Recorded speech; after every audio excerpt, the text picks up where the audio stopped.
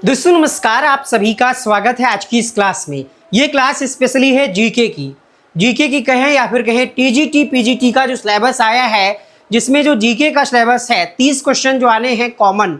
आपको पता होगा, चाहे आप टीजीटी की तैयारी कर रहे हो, पीजीटी की 30 क्वेश्चन आपको जीके के हल करने होंगे। उसके लिए प्रैक्टिस सेट नंबर 1 है और ये क्लास नए सिलेबस पर आधारित है। इसमें आपको आईसीटी कंप्यूटर के भी क्वेश्चन मिलेंगे, पर्यावरण, विज्ञान, GK, current affairs, complete 30 question जिस तरीके से आयोग पूछेगा, एआई आधारित क्वेश्चंस। तो यहाँ पर हमने नए सिलेबस को ध्यान में रखा है, नए पैटर्न को ध्यान में रखा है और आप काउंट करते चलिएगा कि इन 30 प्रश्नों में आपका स्कोर क्या कुछ रहने वाला है।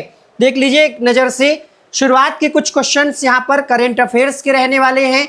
इसके बाद यहाँ पर क्वेश्चन जो होंगे वो आपके बंगाल विभाजन यानी आपका हिस्ट्री से हो जाएगा।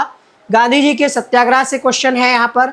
लखनऊ समझौता, युग्म कौन सा सुमेलित सही है, स्वतंत्रता आंदोलन। और लास्ट में जब आप जाएंगे तो यहाँ पर आपको इकोनॉमिक्स से भी क्वेश्चन मिलेंगे, कृषि से भी क्वेश्चन मिलेंगे और यहाँ पर आप देखेंगे तो आईसीटी से भी क्वेश्चन है, यानी कंप्यूटर से भी क्वेश्चंस को यहाँ पर हमने रखा है। यदि आप super TET, primary, junior, TGT PGT किसी की भी तैयारी कर रहे हैं तो जीके करंट अफेयर्स आपका पीछा नहीं छोड़ने वाला।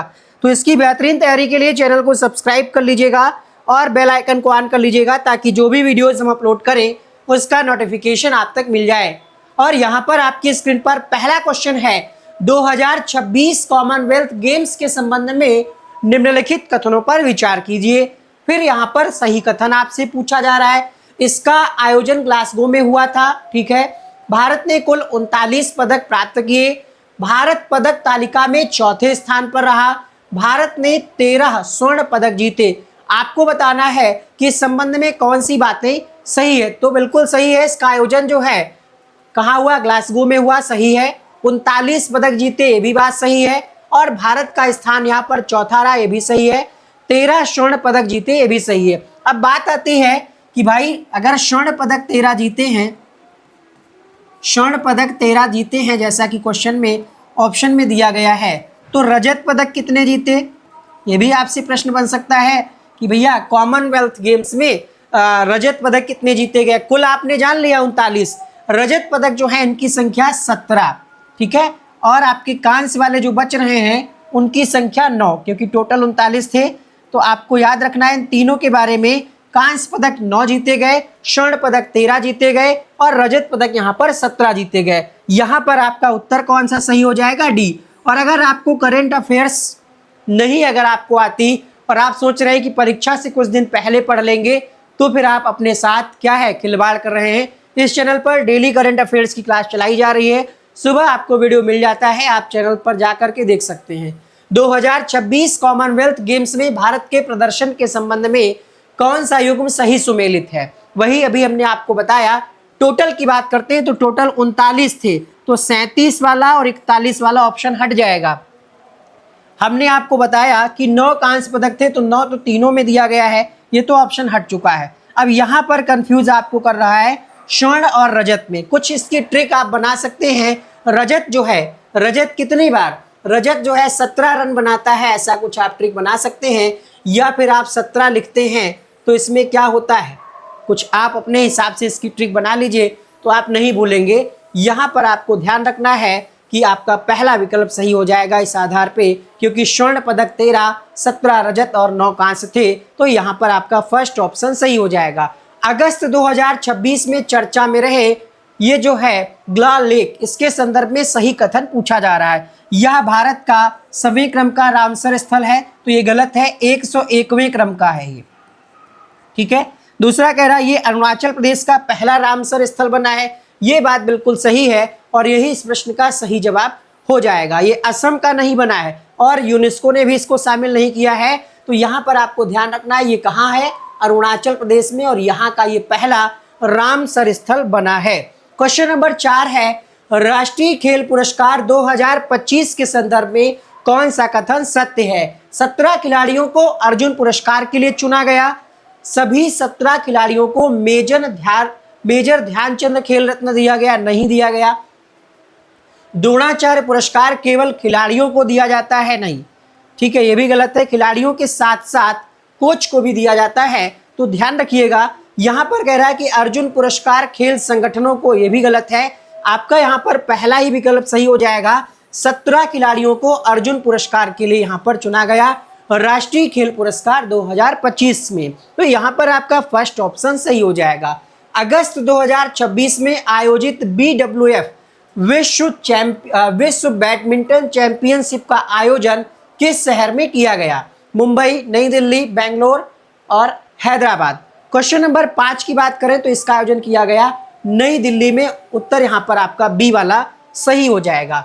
निम्नलिखित घटनाओं को काल क्रमानुसार मतलब इनके जो है आपका जो ईयर होता है कालानुक्रमित क्रम में आपको व्यवस्थित करना है। सूरत विभाजन, बंगाल विभाजन, लखनऊ समझौता, होम रूल आंदोलन। आपको यहाँ पर पहचानना है कि कौन सी घटना सबसे पहले हुई, उसके बाद कौन सी घटना हुई, उसके बाद कौन सी घटना हुई। तो आपको याद होगा 1905 में होता है आपका बंगाल विभाजन और 1907 में सूरत विभाजन, यानी दो के बाद एक जिस ऑप्शन में है वो ये है, यानी ये ऑप्शन आपके नहीं होंगे। ए और बी में आपको देखना है लखनऊ समझौता कब हुआ और होम रूल कब हुआ। तो आप जानेंगे लखनऊ समझौता की जब हम बात करते हैं तो यहाँ पर 1919 कहेंगे आप। होम रूल यहाँ पर आपका उत्तर हो जाएगा, पहले आएगा होम रूल और फिर आएगा लखनऊ समझौता। और यहाँ पर आप ध्यान रखिएगा लखनऊ समझौता की जब बात आती है तो मजूमदार थे, क्या नाम था उनका पूरा, उन्होंने इसकी अध्यक्षता की थी। देखिए 1916, हमने 1919 बोला आपको कंफ्यूज करने के लिए कि आप याद हैं कि नहीं आपको याद है। 1916 में हुआ था ये लखनऊ समझौता, किसके बीच? कांग्रेस और मुस्लिम लीग के बीच हुआ था। बंगाल विभाजन 1905, सूरत विभाजन 1907, होम रूल आंदोलन जो है 1916।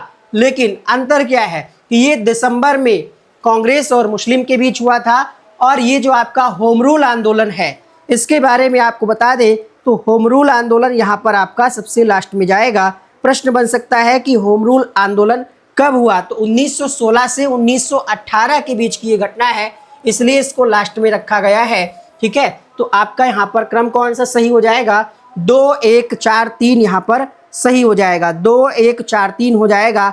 आयरलैंड के होम रूल आंदोलन से प्रेरित था, इसका नेतृत्व बाल गंगाधर तिलक ने किया और एनी बेसेंट ने किया। क्वेश्चन नंबर 7 है गांधी जी के सत्याग्रहों के संदर्भ में कौन सा युग्म सही नहीं है? गलत पूछा जा रहा है। यहाँ पर कुछ आंदोलन दिए गए हैं, चंपारण है, खेला है, अहमदाबाद है और बारडोली है। तो यहाँ पर आपको ध्यान रखना है कौन सा गलत वाला आपको चुनना है। चंपारण वाला सही है, नील की खेती से संबंधित था। तिनकठिया पद्धति आपने पढ़ी होगी। खेड़ा आंदोलन भी लगान से संबंधित था। अहमदाबाद वाला मिल मजदूर से संबंधित है, तीनों सही है। बारडोली वाला जो है ये टैक्स, ये भी किसानों से ही संबंधित था, जबकि यहाँ पर कानून नमक लिखा जा रहा है, ये किसानों से ही संबंधित था। यहाँ पर आपका उत्तर जाएगा ऑप्शन नंबर डी के साथ। समझिएगा 1928 में बारडोली सत्याग्रह की शुरुआत होती है, कहाँ से? तो गुजरात के सूरत जिले से। क्या किया गया? लगान में 22% की वृद्धि कर दी गई और यहाँ पर इसके नेता थे सरदार वल्लभ भाई पटेल। परिणाम स्वरूप जब विरोध हुआ तो अंग्रेजों को झुकना पड़ा और लगान घटा करके 6.03% करना पड़ा। क्वेश्चन नंबर 8 है जिसकी बात अभी हम कर चुके हैं। लखनऊ समझौता 1916 का सबसे महत्वपूर्ण राजनीतिक परिणाम क्या था? अभी आपने पढ़ा कि लखनऊ समझौता कांग्रेस और मुस्लिम लीग के बीच हुआ था। ठीक है, तो आप जानते हैं किसके किसके बीच हुआ था? कांग्रेस और मुस्लिम लीग के बीच हुआ था। आपका उत्तर चला जाएगा यहाँ पर आपका ऑप्शन नंबर फर्स्ट के साथ जाएगा। ठीक है, कब हुआ था? तो 1916 में हुआ था। ये कांग्रेस और मुस्लिम लीग के बीच एक सहमति बनी थी। और प्रश्न बनता है लखनऊ समझौता की अध्यक्षता किसने की?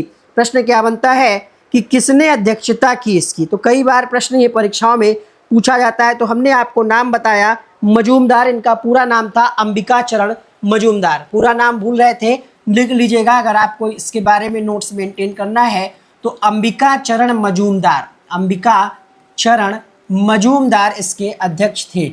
मतलब इस जो ये समझौता हुआ था इसकी अध्यक्षता की थी। अच्छा एक बात बताइएगा, हो सकता है ये क्वेश्चंस आपको आसान लग रहे होंगे, लेकिन पूरे 30 क्वेश्चन के आधार पे आप आकलन करिएगा। शुरुआत के 7-8 प्रश्न देख करके नहीं, 30 में देखिएगा कि आपके 30 में 30 सही हो रहे हैं, 20 सही हो रहे हैं, 22 सही हो रहे हैं। ये पहला सेट है इस तरीके का मिक्स वाला।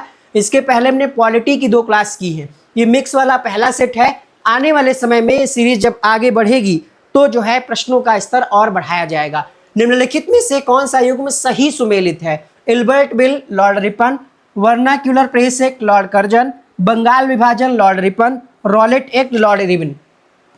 एक ही यहाँ पर सही सुमेलित है और वो कौन सा है आपको चुनना है प्रश्न संख्या 9 में। तो आपका सही जवाब हो जाएगा इल्बर्ट बिल जो आया वो लॉर्ड रिपन के कार्यकाल में आया। बाकी अगर हम बात करें वर्नाक्यूलर प्रेस एक्ट की और बंगाल विभाजन, तो बंगाल विभाजन अभी अभी आपने पढ़ा किसके समय हुआ था? तो लॉर्ड कर्जन के समय हुआ था। और यहाँ पर क्या दे रखा है? लॉर्ड रिपन दे रखा है, इसलिए गलत है। रॉलेट एक्ट की जब हम बात करते हैं तो ये लॉर्ड चेम्सफोर्ड के कार्यकाल में आया था 1919 में। बंगाल विभाजन 1905, वर्नाक्यूलर प्रेस एक्ट 1878। बीपीएससी की कई परीक्षाओं में जो शिक्षक भर्ती की परीक्षाएं बीपीएससी से संबंधित हुई हैं उसमें यह प्रश्न पूछा गया है। अगला प्रश्न देखिएगा, भारत के स्वतंत्रता आंदोलन में व्यक्तिगत सत्याग्रह का प्रमुख उद्देश्य क्या था? तत्काल पूर्ण स्वराज प्राप्त करना, द्वितीय विश्व युद्ध में भारत की भागीदारी के विरुद्ध व्यक्तिगत विरोध दर्ज करना, भारत छोड़ो आंदोलन प्रारंभ करना, साइमन कमीशन का बहिष्कार करना। प्रश्न संख्या 10 जो व्यक्तिगत सत्याग्रह था उसकी मेन मांग क्या थी या कह सकते हैं उद्देश्य क्या था?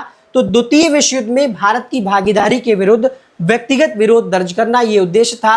और आपसे प्रश्न बनता है कि पहले सत्याग्रही कौन थे? तो ध्यान रखिएगा विनोबा भावे जो हैं ये पहले सत्याग्रही थे। और यहाँ पर दूसरे सत्याग्रही कौन थे? पंडित जवाहरलाल नेहरू। उद्देश्य क्या था? कि अभिव्यक्ति की स्वतंत्रता और युद्ध के विरुद्ध शांतिपूर्ण विरोध जताना। और ये शुरुआत की गई थी महात्मा गांधी जी के द्वारा 17 अक्टूबर 1940 को। निम्नलिखित कथनों पर विचार करिए, सही उत्तर आपको चुनना है। देखिए पॉलिटी से क्वेश्चन है, कह रहा है कि भारत में संसदीय शासन प्रणाली है, एकदम सही बात है, संसदीय व्यवस्था है। मंत्रिपरिषद सामूहिक रूप से लोकसभा के प्रति उत्तरदायी है, बिल्कुल है। और राष्ट्रपति मंत्रिपरिषद की सलाह लेने से बंधा नहीं है, बिल्कुल बंधा है, बाध्य है। तो ये आपका कथन हो जाएगा गलत, यानी तीसरा विकल्प छोड़ करके बाकी यहाँ पर सभी बातें सही हैं, क्योंकि मंत्रिपरिषद का वास्तविक प्रमुख प्रधानमंत्री ही होता है। तो 1, 2 और 4 आपका विकल्प कौन सा हो जाएगा सही? क्वेश्चन नंबर 11 में आपका दूसरा विकल्प सही हो जाएगा। क्वेश्चन नंबर 12 देखिएगा, उससे पहले समझ लीजिए संविधान का आर्टिकल 74(1) क्या कहता है कि राष्ट्रपति को सहायता और सलाह देने के लिए एक मंत्रिपरिषद होगी। ठीक है, मंत्रिपरिषद का प्रमुख कौन होगा, मुखिया कौन होगा? तो प्रधानमंत्री। 42वें और 44वें संविधान संशोधन अधिनियम के बाद ये पूरी तरीके से स्पष्ट है कि राष्ट्रपति जो है मंत्रिपरिषद की सलाह मानने के लिए बाध्य है। राष्ट्रपति केवल एक बार पुनर्विचार के लिए भेज सकता है। अगर कोई कैबिनेट के द्वारा, मंत्रिपरिषद के द्वारा अगर कोई सलाह दी गई है राष्ट्रपति को, अगर वो मंजूर नहीं है तो एक बार वो पुनर्विचार के लिए भेज सकता है, लेकिन पुनर्विचार के बाद उनको स्वीकार करना ही पड़ेगा। इसलिए ये कथन गलत है। आप उत्तर समझ गए होंगे। निम्नलिखित में से कौन सा विषय संविधान की 7वीं अनुसूची में समवर्ती सूची से संबंधित? देखिए आप जानते हैं, ठीक है, संघ सूची के कुछ विषय हैं, समवर्ती सूची के विषय हैं। तो यहाँ पर आपसे पूछा जा रहा है और राज्य सूची के हैं। समवर्ती सूची में आपका शिक्षा आ जाता है। शिक्षा पर कानून केंद्र सरकार और राज्य सरकार दोनों ही बना सकती है। तो यहाँ पर ये समवर्ती सूची का विषय है। क्वेश्चन नंबर 13, और अगर आपको ये वीडियो पसंद आए तो एक लाइक जरूर करिएगा, एक ही बार करिएगा, और नहीं पसंद आए तो एक डिसलाइक भी कर सकते हैं। संवैधानिक उपचारों का अधिकार को डॉक्टर अंबेडकर ने संविधान की किस विशेषता में सबसे अधिक महत्वपूर्ण माना है? ये केवल राज्य के विरुद्ध उपलब्ध है, यह मौलिक अधिकारों की रक्षा का प्रभावी साधन है, यह केवल राष्ट्रपति द्वारा लागू किया जाता है, इसका प्रयोग केवल आपातकाल में किया जाता है। और इस क्लास का फ्री निःशुल्क पीडीएफ आपको हमारी ऐप पर मिल जाएगा। यही नहीं, बहुत सारे पीडीएफ हमने डाल रखे हैं, ऐप पर जाकर के आप डाउनलोड कर सकते हैं। क्वेश्चन नंबर 13, संवैधानिक उपचारों का अधिकार डॉक्टर भीमराव अंबेडकर ने किस विशेषता को महत्वपूर्ण माना है? देखिए यहाँ पर आपका सही जवाब जाएगा ऑप्शन नंबर बी के साथ, क्योंकि राज्य के विरुद्ध नहीं है बल्कि ये मौलिक अधिकारों की रक्षा का प्रभावी साधन है। ये राष्ट्रपति सिर्फ लागू नहीं करता और ना ही सिर्फ आपातकाल में।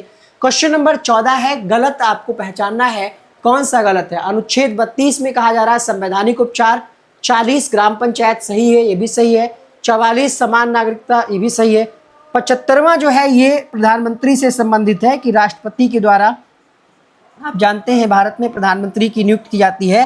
तो आर्टिकल 75 का संबंध कार्यपालिका से नहीं है, ठीक है। कार्यपालिका और इसका पृथक्करण जो है, इसका संबंध आर्टिकल 75 से नहीं है। आपका उत्तर हो जाएगा ऑप्शन नंबर डी के साथ।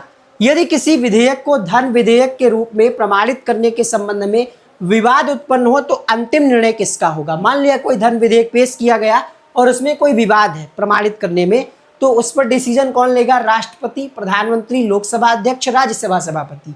क्वेश्चन नंबर 15 की जब हम बात करते हैं तो लोकसभा के स्पीकर जो हैं इस पर अपना निर्णय अंतिम लेते हैं, और वर्तमान समय में ओम बिरला जी हैं, ये राष्ट्रपति हैं, राजस्थान से सांसद हैं ये। अगला प्रश्न देखिएगा, 42वें संविधान संशोधन के संदर्भ में निम्नलिखित सही कथनों पर विचार कीजिए। प्रस्तावना में समाजवादी शब्द जोड़ा गया 42वें संविधान संशोधन के द्वारा, पंथनिरपेक्ष जोड़ा गया, मौलिक कर्तव्यों को संविधान में जोड़ा गया, शिक्षा को समवर्ती सूची में स्थानांतरित किया गया। ये सभी विशेषताएं ऐसी की हैं, तो आपको ध्यान रखना है कि दी गई बातें जो हैं सभी सही है। तो आपका उत्तर जाएगा 1, 2, 3, 4। क्वेश्चन नंबर 17 है यहाँ पर, निम्नलिखित में से कौन सी विशेषता भारतीय संविधान की संघात्मक किंतु मजबूत केंद्र वाली प्रकृति को सबसे बेहतर दर्शाती है? देखिए अपने यहाँ क्या विशेषता है संविधान की, आप भारत के नागरिक कहे जाते हैं, ना कि उत्तर प्रदेश के नागरिक, ना ही बिहार के नागरिक। यानी आपकी जो नागरिकता है ये खास बात है, क्योंकि भारत जो है, आप पढ़ते हैं आर्टिकल 1 में क्या है, संघों का यूनियन ऑफ स्टेट्स है ना, तो आप पढ़ते हैं वही आपसे पूछा जा रहा है कि निम्नलिखित में से कौन सी विशेषता भारतीय संविधान की संघात्मक किंतु मजबूत केंद्र वाली प्रकृति को सबसे बेहतर दर्शाता है? तो यहाँ पर भारत में क्या है, एकल नागरिकता का प्रावधान है। यानी आपने भारत की नागरिकता ले ली, फिर आप इंडिया में कहीं भी घूमिए टहलिए, ऐसा नहीं है कि आप किसी अदर स्टेट जाएंगे तो आपसे मांगा जाएगा कि भाई आप यहाँ के निवासी हो या नहीं हो, ठीक है। यहाँ पर आपका पहला विकल्प सही हो जाएगा। राज्यसभा के संबंध में निम्नलिखित कथनों में से कौन सा सही है? ये कभी भंग नहीं होती, बिल्कुल सही है, और ये स्थायी सदन है, इसको कहा जाता है, ठीक है, इसको स्थायी कहा जाता है क्योंकि ये कभी भंग नहीं होती। इसके सभी सदस्य प्रत्यक्ष रूप से जनता द्वारा चुने जाते हैं, गलत है, ठीक है। प्रत्येक सदस्य का कार्यकाल 4 वर्ष नहीं 6 वर्ष होता है, मनोनीत नहीं किया जाता है, यह भी गलत है। तो आपका उत्तर हो जाएगा ये कभी भंग नहीं होती। इसको हम क्या कहते हैं, देखिए जब आप पढ़ते हैं संसद के अंग तो वहां पर कहा जाता है कि भैया राज्यसभा और लोकसभा, राज्यसभा को हम क्या कहते हैं, उच्च सदन, और लोकसभा को हम निम्न सदन के नाम से भी जानते हैं। अब देखिए यहाँ पर इकोनॉमिक्स से क्वेश्चन, अगर आप पूरी क्लास को अभी तक थोड़ा सा नज़र दौड़ाए होंगे तो यहाँ पर हमने पॉलिटी से लगभग 4 से 5 क्वेश्चन लिया है। इसके पहले हमने आपको जो क्वेश्चंस कराए हैं वो आपने देखा कि हिस्ट्री से भी क्वेश्चंस हैं, यहाँ पर ये वाले स्वतंत्रता आंदोलन से क्वेश्चन है, ठीक है, लखनऊ समझौता, ये सारी चीज़ें पढ़ी हैं। अब जो हमारे क्वेश्चंस स्टार्ट हो रहे हैं सिलेबस के हिसाब से अगर आप देखेंगे तो अब आपके इकोनॉमिक्स से 2 से 3 प्रश्न हैं। यदि RBI reserve bank of India repo दर में वृद्धि करता है और अन्य परिस्थितियां समान रहती हैं, देखिए अगर रेपो दर में वृद्धि होगी तो लोन वगैरह जो है कर्ज लेना महंगा हो जाएगा। यानी कह रहा है कि बैंकों के लिए आरबीआई से उधार लेना सस्ता होगा? नहीं, सस्ता नहीं होगा बल्कि महंगा होगा। बाजार में तरलता स्वतः बढ़ जाएगी? नहीं बढ़ेगी। जब भाई महंगी हो जाएंगी चीज़ें, लोन वोन लेना, प्रभाव नहीं पड़ेगा, यह भी गलत है। ऋण की लागत बढ़ने से मांग पर संकुचनकारी प्रभाव पड़ सकता है। लोन लेना महंगा हो जाएगा तो हो सकता है लोग कम ले लोन, है ना, यानी इसका प्रभाव पड़ेगा और मांग कम हो सकती है, ऐसा ऑब्जर्व किया जा सकता है। जीडीपी और जीएनपी के बीच मुख्य अंतर किस आधार पर निर्धारित किया गया है? सबसे पहले आप समझिए जीडीपी और जीएनपी क्या है। जीडीपी को आप कहते हैं सकल घरेलू उत्पाद। क्या होता है ये? तो ये एक देश की भौगोलिक सीमा के भीतर, आपके देश के अंदर की सभी जो उत्पादित वस्तुएं होती हैं, जो सर्विसेज यानी सेवाएं होती हैं, उनका मूल्य है। इसमें ये मायने नहीं रखता है कि उसका उत्पादन देश के नागरिक ने किया है या फिर विदेश ने। कई सारी चीज़ें हम लोग बाहर से मंगाते हैं, इंपोर्ट करते हैं, वो मैटर यहाँ पर जीडीपी में नहीं करता। जीएनपी का मतलब क्या है? सकल राष्ट्रीय उत्पाद। यह एक देश के नागरिकों के द्वारा उत्पादित कुल मूल्य है, चाहे वे देश के अंदर रह रहे हो या फिर विदेश में। ये अंतर है। यानी अंतर किस चीज का है? जनसंख्या का है, सरकारी व्यय का है, विदेशों से प्राप्त भुगतान किए गए कारक आय का है, या केवल कृषि उत्पादन से है। क्वेश्चन नंबर 20 की जब हम बात करेंगे तो यहाँ पर उत्तर हो जाएगा ऑप्शन नंबर सी के साथ, यही अंतर है। विदेश मतलब जो विदेशी कह सकते हैं सामान आता है, इंपोर्ट एक्सपोर्ट वाली जो बात है, उसमें जो भुगतान होता है उससे संबंधित है। इसी आधार पे अंतर तय किया जाता है जीडीपी और जीएनपी में। भारत में हरित क्रांति का प्रारंभिक, ये समझ सकते हैं आप, ये पर्यावरण से क्वेश्चन है, एक तरीके से पर्यावरण से क्वेश्चन है। भारत में हरित क्रांति का प्रारंभिक प्रभाव निम्नलिखित में से किस फसल पर सबसे ज्यादा रहा? तो गेहूं पर सबसे ज्यादा प्रभाव देखा गया। हरित क्रांति के जनक आप जल्दी से कमेंट बॉक्स में लिखिएगा, विश्व में और भारत में दोनों ही। निम्नलिखित में से कौन सा कथन भारतीय मानसून की प्रकृति को सबसे अधिक उपयुक्त रूप से व्यक्त करता है? ये पूर्णतः स्थायी पवन प्रणाली है क्या? अपने यहाँ क्या स्थायी है, हर समय एक जैसे पवन चलती है हवा? नहीं, ऋतु के अनुसार पवनों की दिशा में परिवर्तन होता है। ठीक है, आप देखते हैं परिवर्तन होता है और इसी के आधार पर आप देखते हैं कहीं पे मौसम ठंडा हो जाता है, कहीं पे बहुत ज़्यादा गर्मी होती है, कहीं पे बारिश 4 घंटे पहले हो जाती है, कहीं पे 1-2 दिन नहीं होती है बारिश। यानी ये कहना कि कृषि उत्पादन से संबंधित नहीं है, गलत है। यहाँ पर आपका सही जवाब हो जाएगा, इसमें ऋतु के अनुसार पवनों की दिशा में परिवर्तन होता रहता है। यदि किसी क्षेत्र में जनसंख्या वृद्धि घट रही हो लेकिन कुल जनसंख्या अभी भी बढ़ रही हो, तो इसका सबसे उचित कारण क्या हो सकता है? जन्म दर शून्य। प्रश्न क्या पूछ रहा है? जनसंख्या वृद्धि दर घट रही है लेकिन जनसंख्या अभी भी बढ़ी जा रही है, यानी लोग, उनकी मृत्यु कम हो रही है और जन्म अधिक लोगों का हो रहा है। यानी यहाँ पर कह सकते हैं जन्म दर जो है मृत्यु दर से अधिक है, अंतर कम हो रहा है, इसलिए यहाँ पर ऐसी सिचुएशन बन रही है। निम्नलिखित में से कौन सा युग्म सही सुमेलित नहीं है? काली मिट्टी, जिसका संबंध यहाँ पर कपास से दिया है, जलोढ़ मिट्टी का संबंध है गेहूं, लाल मिट्टी कह रहा है लौह तत्वों की उपस्थिति, और लेटेराइट मिट्टी कह रहा है अत्यधिक ह्यूमस एवं नाइट्रोजन से समृद्ध। सुमेलित नहीं है पूछ रहा है। काली मिट्टी कपास के लिए उपयोगी, गेहूं के लिए जलोढ़ मिट्टी सही है। यहाँ पर लौह तत्वों की उपस्थिति ज्यादा होती लाल मिट्टी में, लेकिन लेटेराइट के संबंध में जो बात कही जा रही है कि इसमें ह्यूमस और नाइट्रोजन अधिक पाया जाता है, ये गलत है। लेटेराइट मिट्टी में ह्यूमस और नाइट्रोजन अधिक नहीं पाया जाता है, ठीक है, बल्कि इन दोनों में इन तत्वों की कमी होती है। लेटेराइट मिट्टी में ह्यूमस और नाइट्रोजन की कमी होती है, यहाँ पर उल्टा दिया गया है, इसीलिए ये सही हो जाएगा आपका उत्तर। अगला देखिएगा, किसी व्यक्ति में विटामिन B12 की दीर्घकालिक कमी है, तो ये किससे संबंधित है? आपके सिलेबस में टॉपिक दे रखा है रोग, ठीक है, आपके सिलेबस में टॉपिक दे रखा है रोग, तो रोग से 1-2 क्वेश्चन कराएंगे आपको। 25वां प्रश्न है, अगर विटामिन B12 की कमी है मतलब उसको एनीमिया रोग, खून की कमी वाला रोग हो सकता है। पहला विकल्प यहाँ पर सही हो जाएगा। निम्नलिखित में से कौन सा युग्म गलत है? इंसुलिन, अग्न्याशय, थायरॉक्सिन, थायराइड ग्रंथि, एड्रेनालिन, अधिवृक्क ग्रंथि, ग्लूकान, पिट्यूटरी ग्रंथि। आपसे यहाँ पर कुछ ग्रंथियां दी गई हैं और उनसे संबंधित दिए गए हैं, आपको यहाँ पर देखना है कौन सा गलत है। तो ग्लूकागान जो है इसका संबंध पिट्यूटरी ग्रंथि से नहीं है, इसका संबंध जो है आप देख सकते हैं अग्न्याशय से है, ठीक है। अग्न्याशय की आइलेट्स ऑफ लैंगरहैंस के द्वारा स्रावित होता है ग्लूकागॉन हार्मोन जो है। इंसुलिन ये अग्न्याशय से सही है, अग्न्याशय के द्वारा स्रावित होता है। थायरॉक्सिन थायराइड ग्रंथि के द्वारा, एड्रेनालिन अधिवृक्क ग्रंथि के द्वारा स्रावित होता है। अगला है, यदि किसी कंप्यूटर में रैम की क्षमता बढ़ाई जाती है तो इसका प्रत्यक्ष प्रभाव क्या होगा? स्थायी स्टोरेज की क्षमता बढ़ेगी, एक साथ अधिक प्रोग्राम डेटा को सक्रिय रूप से संभालने की क्षमता बेहतर हो सकती है, इंटरनेट की गति अनिवार्य रूप से, देखिए यहाँ पर रैम बढ़ाने से इंटरनेट की गति का प्रभाव नहीं हो, तो आपका जिस तरीके से इंटरनेट का आपका रिचार्ज पैक होगा, कितने MB वाला है उस पर डिपेंड करेगा कैसा आपने पैक ले रखा है, ठीक है। यहाँ पर भौतिक क्षमता नहीं बढ़ेगी, दिखने में CPU वैसा ही रहेगा। यहाँ पर आपका उत्तर हो जाएगा एक साथ अधिक प्रोग्राम डेटा को, मतलब आप एक साथ कई सारी एप्लीकेशंस, उसमें कई सारे सॉफ्टवेयर को ओपन कर सकते हैं, रन कर सकते हैं, वो क्षमता बढ़ जाएगी रैम की क्षमता बढ़ाने से। कौन सा कथन क्लाउड कंप्यूटिंग को सबसे सही ढंग से परिभाषित करता है? इंटरनेट केबल द्वारा कंप्यूटर जोड़ना क्लाउड कंप्यूटिंग है।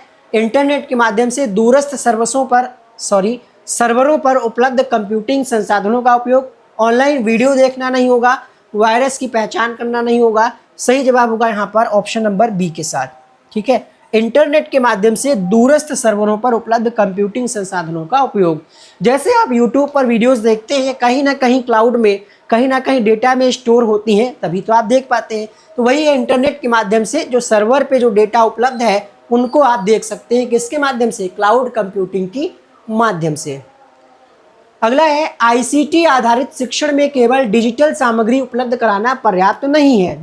कारण कह रहा है कि प्रभावी ICT एकीकरण में शिक्षण उद्देश्यों, शिक्षण विधि, विद्यार्थी की आवश्यकताओं तथा मूल्यांकन का उचित समन्वय आवश्यक है। प्रश्न संख्या 29 में कथन और कारण से एक प्रश्न है। कथन कह रहा है कि आईसीटी आधारित शिक्षण में केवल डिजिटल सामग्री उपलब्ध कराना पर्याप्त नहीं है। ये बात बिल्कुल सही है, सिर्फ सामग्री उपलब्ध कराने से थोड़ी हो जाएगा, उसका क्रियान्वयन भी सही रूप से होना चाहिए, माहौल भी वैसा होना चाहिए। प्रभावी आईसीटी एकीकरण में शिक्षण उद्देश्य, शिक्षण विधि विद्यार्थियों की, ठीक है, तो ये भी सही, यानी दोनों सही है। अब व्याख्या कर रहे हैं कि नहीं कर रहे हैं कैसे समझेंगे? अगर इन दोनों में कोई ना कोई रिलेशन बन रहा है, पहले वाले स्टेटमेंट में और दूसरे वाले में, तो समझ लीजिए व्याख्या कर रहे हैं, क्योंकि यहाँ पर दोनों ही बात शिक्षण के बारे में कही जा रही है और डिजिटल सामग्री के बारे में कही जा रही है। तो यहाँ पर भी शिक्षण के बारे में बात कही जा रही है, यानी दोनों ही बातें सही हैं और व्याख्या भी कर रहे हैं। आर जो है एक ही व्याख्या भी कर रहा है। प्रश्न संख्या 30, एक शिक्षक विद्यार्थियों को केवल पीडीएफ उपलब्ध कराने के बजाय ऑनलाइन क्विज, तत्काल फीडबैक, सहयोगात्मक गतिविधियां और प्रगति विश्लेषण उपलब्ध कराता है। मतलब फीडबैक देता है, एक रिपोर्ट कार्ड जैसा देता है। आईसीटी के किस अधिक उन्नत शैक्षिक उपयोग को दर्शाता है? बताइए यहाँ पर क्या होगा? विद्यार्थियों को केवल पीडीएफ उपलब्ध कराने के बजाय, देखिए क्या होता है, क्विज भी आपको कराई जा रही है, फीडबैक वाला भी ऑप्शन है कि आप फीडबैक दे सकते हैं, सहयोगात्मक गतिविधियां भी हैं, प्रगति विश्लेषण भी है। तो इसमें जो है इंटीग्रेटेड लर्निंग का प्रयोग किया जा रहा है integrated learning environment, ICT as an. यहाँ पर मतलब आईसीटी का प्रयोग सिर्फ लिमिटेड नहीं है बल्कि व्यापक है, इसको हम कई तरीके से प्रयोग कर सकते हैं शिक्षा में, ये बात यहाँ पर कही जा रही। तो इन 30 प्रश्नों में आपका क्या कुछ स्कोर रहा हमें जरूर बताइएगा आप कमेंट बॉक्स में। और ये क्वेश्चंस बनाने से पहले हमने इसका सिलेबस डाउनलोड किया था, जहाँ तक हम आपको दिखा दें अगर हो, ये सिलेबस है जिसमें हमने देखा कि समसामयिकी में करंट अफेयर्स से क्वेश्चन हमने आपको 5-6 कराए, फिर भारतीय इतिहास, राज्य व्यवस्था, स्वतंत्रता आंदोलन से क्वेश्चन कराए, अर्थव्यवस्था से भी कराया, जनसंख्या से भी आपको क्वेश्चन कराया गया, विज्ञान से भी आपको क्वेश्चन हमने कराया, आईसीटी वाले भी क्वेश्चन कराए, और शैक्षिक प्रौद्योगिकी में विकास कैसे, स्वास्थ्य रोग से भी हमने आपको क्वेश्चन कराए, हार्मोन से भी कराए, पर्यावरण से भी क्वेश्चन कराए। तो सिलेबस के हिसाब से ऐसे ही अगर आप और प्रैक्टिस सेट देखना चाहते हैं कमेंट बॉक्स में जरूर लिखिएगा ये क्लास आपको कैसी लगी, फीडबैक दीजिएगा। आगे क्वेश्चंस का जो स्तर है थोड़ा सा कठिनाई स्तर और बढ़ेगा, पहले आप बताइए ये आपको क्लास कैसी लगी। ये class specially super TET, TGT, PGT और टीआरई 4 की भी यदि आप तैयारी कर रहे हैं तो जीके के लिए आप ये क्लास जरूर देखें। बेहतरीन कंटेंट आपको हम प्रैक्टिस सेट के रूप में देंगे। फिलहाल ये क्लास हमने रिकॉर्ड किया है, रिकॉर्डेड क्लास आपको दे रहे हैं। अगर आपको हमारा प्रयास अच्छा लगेगा तो इसकी लाइव क्लास हम बहुत जल्द स्टार्ट करेंगे। चलिए मिलते हैं नेक्स्ट वीडियो में, तब तक के लिए बाय बाय, जय हिंद।